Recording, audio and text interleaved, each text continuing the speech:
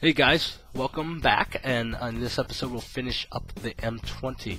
Now it's done, the contest is over, its deadline has come and gone, everyone has submitted in their photos and stuff. I haven't completely finished mine, but due to time constraints I finished the model, I didn't get the base done. So maybe I'll go back and get the base done later, put on the base and stuff after the whole contest is over. Voting starts in about a week or so, so if you want to see the revealed photos, go ahead and check out ScaleModelAddict.com and take a look. Alright, just to clear something up, Scandalous Rogue wrote, "Many of us wargamers are also scale model builders and like to see other guys' tricks and tips. Modeling is modeling after all." Now, the reason why he wrote that is in the last episode, the way I edited the show was that I was talking about thanking people for subscribing, but also not understanding why some people subscribe to a modeling show or someone doing modeling, and then I cut into it and talked about wargaming. So it kind of made it look like I don't understand why wargamers are subscribing to the channel. It's totally untrue. What I am talking about is why people would subscribe that has a channel about stuff like video, you know, music videos, and some of them are okay and others are really horrible.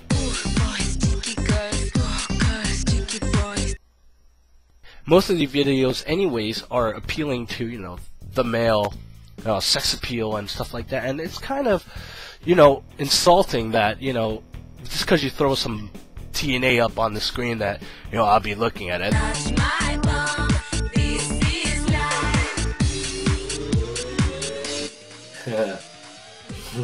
Bouncy.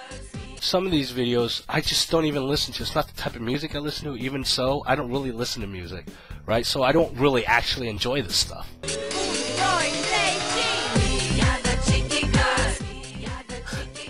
Cheeky boy.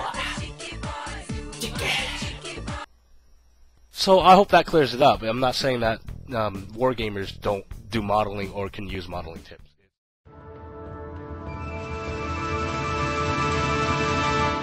For this 15 seconds of badass, we're going to take a look at FET's 2303, Ravel's Caribbean pirate ship.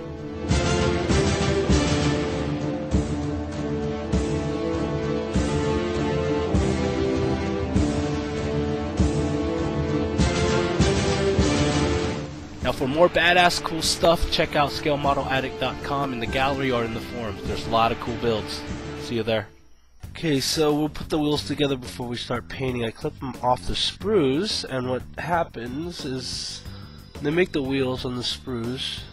The molding, usually, sometimes on most models, come out with a line across the wheels like this.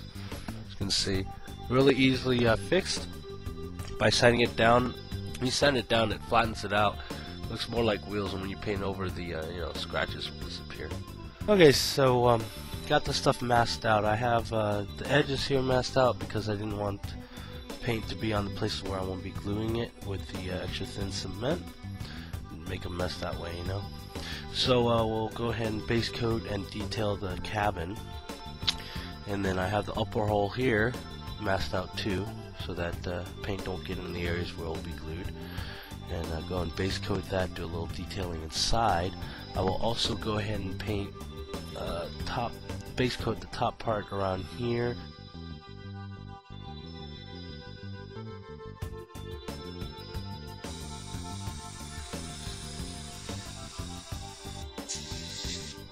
Okay, so I got the details painted in and stuff like that on the cabin. So now it's just time to put this stuff together and do the rest of the model.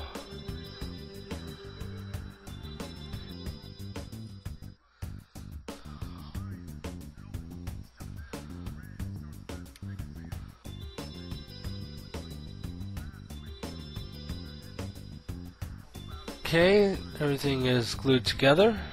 Got glue in the side panels here.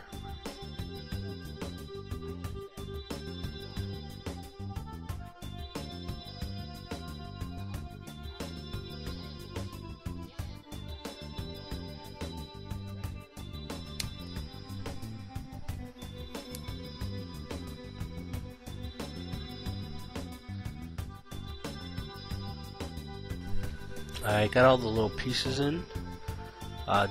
Just a little advice: when you're working with little tiny pieces, it's good to be very careful. I lost one of the lights in the back, so I had to kind of make one out of some of the sprues. Lots of cutting, lots of sanding, and finally got the size right. Okay, so I got these armor panels here that goes over the wheel well, like this.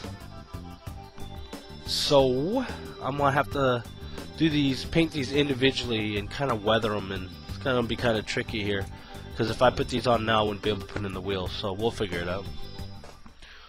Alright, got the masking done, so that no overspray will go into the cabin area that's already painted and weathered. Took the armor plates, stuck them on a stock card, well, magic cards, but stuck them on stock cards here so that I could get them painted, the wheels as well. Let's go ahead and start painting.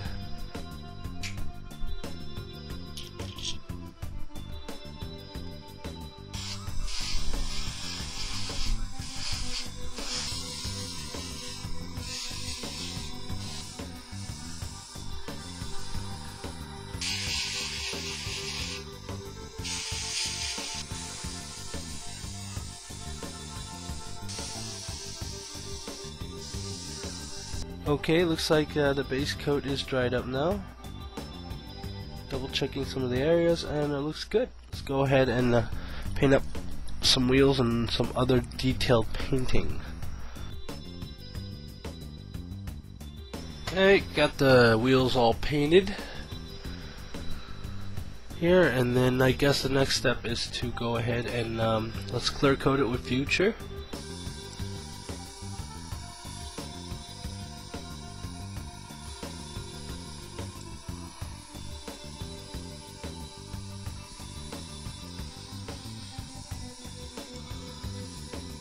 Okay, the Future coat has been dried and it's looking good on the wheels too as well, and individual armor platings. Okay, the model's been left overnight to dry the gloss coat, and we're going to put decals on this, but first I'm going to go ahead and start weathering the wheels. Okay, this is pretty much the result on each wheel. It's just a quick first layer dust coat there. Okay, we got all the decals in, and we're going to go ahead and seal it in with a flat coat.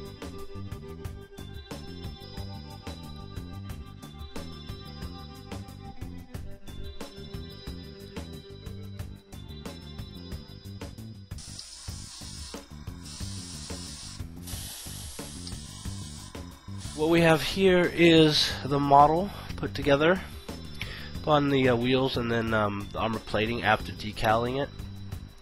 Put on the decals and then put in a flat coat to seal it, and then the color was a little dark, so I went ahead and dust coated it. Dust coated it with dark yellow and 20% dark yellow. The rest is thinner. You see here, it gives that wear down look. The decals aren't bright and shiny. Okay, all that's left is the little detail parts. Going back to the exhaust here, painted it black, weathered it with pastels, give it that rusted look. And we'll install that. Doing some other little parts here like the canisters. Got the gun all set up for the top here. And some other little details like shovels and stuff like that, as well as some extra stowage that I'm getting from an aftermarket kit here I had hanging around. Okay, that's it for this episode. I'll see you in the next episode. Don't forget to check out ScaleModelAddict.com for some cool stuff, as well as we're going to start some new group builds there, so check it out. See you then.